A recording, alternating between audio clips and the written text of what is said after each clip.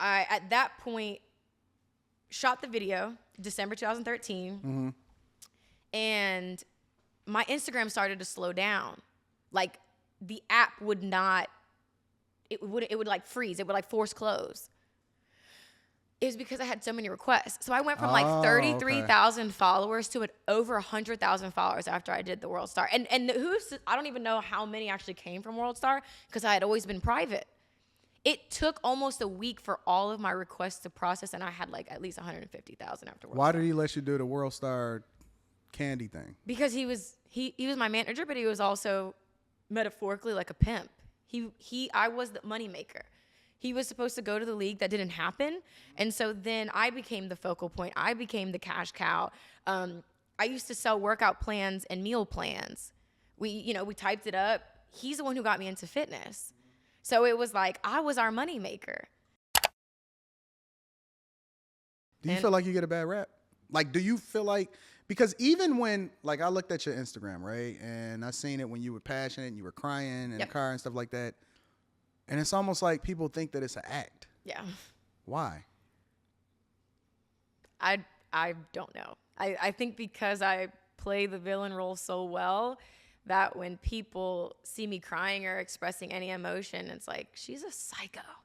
She's a sociopath. She's faking. Like, and scene, like, good job. You cued the tears right on time. And I'm just like, ew, like, that's who I really am. And that's exactly why I don't want to show you guys that.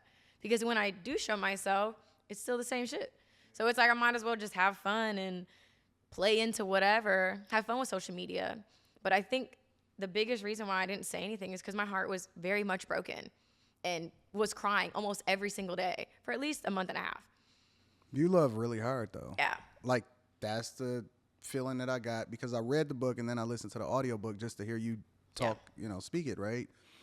And it seemed like the majority of the people that you've had a relationship with, at least as described in the book, you love them really, really hard, right? And even when, so you talked about threesomes, right? For example. Never again. Well, yeah, never again. Well, you talked about threesomes, but you was talking about how difficult it was as far as the jealousy on his end and then the jealousy on your end at first. But then once you embraced it, then it became jealousy on his end. Mm-hmm. Why do you think that people are even enamored with the idea of including other people in their relationships when they don't even have a solid foundation with what they're doing? Because you kind of described it, and correct me if I'm wrong. Yeah. Like, feel free to correct the story and everything. You kind of described it like you was doing it to kind of fulfill something for him or to ensure that you can keep the relationship. Well, I don't really like to speak for everybody or like maybe why people do it because I think there are transparent, open relationships that are thriving. That wasn't my situation. For me, I felt at the time as a 20-ish, early 20-year-old girl, the only problem in relationships is guys cheating. So what happens if you fix the one problem?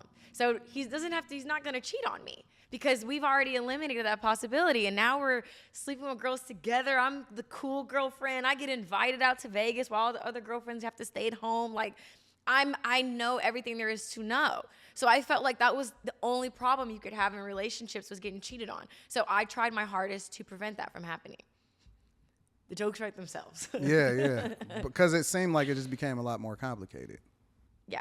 Because then you're seeing the person you love that you really don't want to do this with. You're not really living like that. You don't really want to be with girls. Like, you don't really want to do this. You just want him to be all about you, and he's not.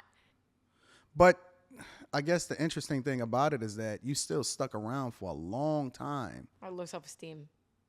And I know a lot of people would probably never believe this, but when I was with him, he would always overpower my voice. So, what is the thing he used to call, because his dad used to call his mom this, a mental midget. Like, he would always try to insinuate, like, that you're really not that smart, you really don't know what you're talking about, like, pipe down a little bit. And after so many times of hearing that, there's that little voice, like, that you, like, where you believe it. So there was a point in time where I really wasn't saying that many words throughout the day. Like, I just got really quiet. Really? Yes, and it's hard to believe. I love to talk. I'm so expressive. Like, yeah, I have you're a big little personality. firecracker. Yeah, but it's like when I was with him, I allowed myself, I shrunk myself, and I was like this quiet little mouse. So it was just like, my thoughts weren't even my thoughts. It was like, I like Eminem. He's my favorite rapper because that's what his favorite one is. And that's my favorite food because I just completely lost myself. I just became him. It was weird. You know, the interesting thing about it, and I said that I wanted to ask you this question because was he a first manager? Yes. But you were starting to blow up on social media.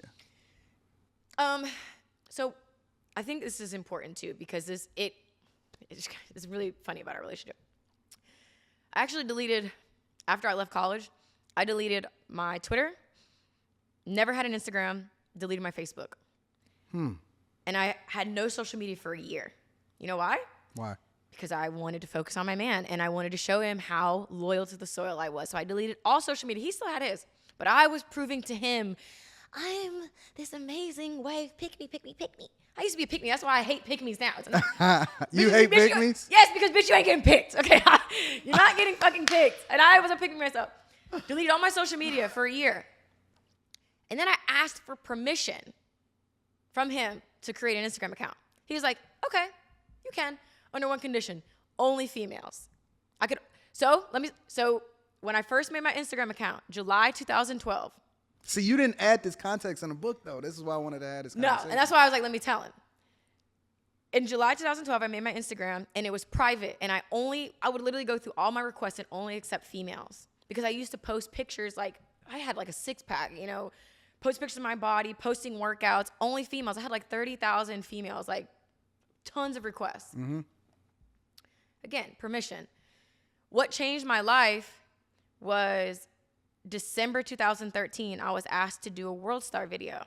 I know they're probably a little too young. They ain't been on social media this long. But World Star Candy was a thing where they would have the hot girls working out to the songs or doing a sexy video. They asked me to do that. I, at that point, shot the video, December 2013. Mm-hmm.